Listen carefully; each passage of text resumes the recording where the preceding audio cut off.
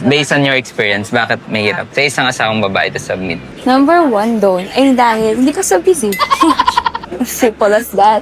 Naturally rebellious. May ganun talaga, di ba, sa loob naman natin, lahat ng tao. In those times na hindi ako nagsasubmit ay dahil hindi ako submissive. I choose not to submit. Pangalawa, dahil feeling ko tama ako. Ayoko kasi tama ako eh. Mas tama tong gagawin ko. May pinaglalaban. Pangatlo, siguro in those times na I was hurt.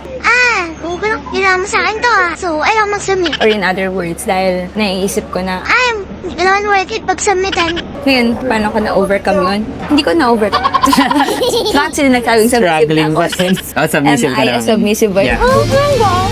Uy, ngayon niya lang sinabi yan. Parang pinaparamdam Then, sa na-learn akin. niya na mag-submit. Hindi ako submissive. Kasi So, diba, kailan nag-struggle. Kanina, kaya ako tinanong, you just learned it. We tried to figure it out. Kasi diba, nung nagsa-start tayo, naging struggle natin yon na I was telling you to submit to me. Which is, mali pala yun. Hindi ko alam kung tama ba yun. Sabihin mo mismo na mag-submit kayo sa akin. Siguro sa part na pagsasubmitan, Hindi siya inuutos. oo.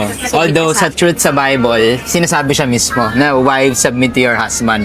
Pero sa part ng leaders, medyo off lang na i-demand mo siya. So I demanded that. Tapos, nasabi mo sa akin noon when we were starting sa relationship Paano na. ako na-submit sa'yo? Hindi ka naman ka-submit.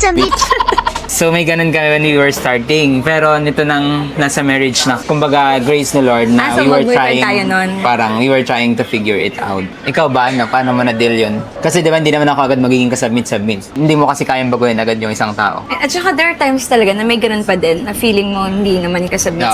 Pero yung number one talaga, you bilang leader ng relationship natin or ng marriage, you serve talaga. Grabe naman to. Sobra naman siya mag-serve. So paano kunwari yung isang asawang lalaki, hindi mo siya servant? Paano Pray for him.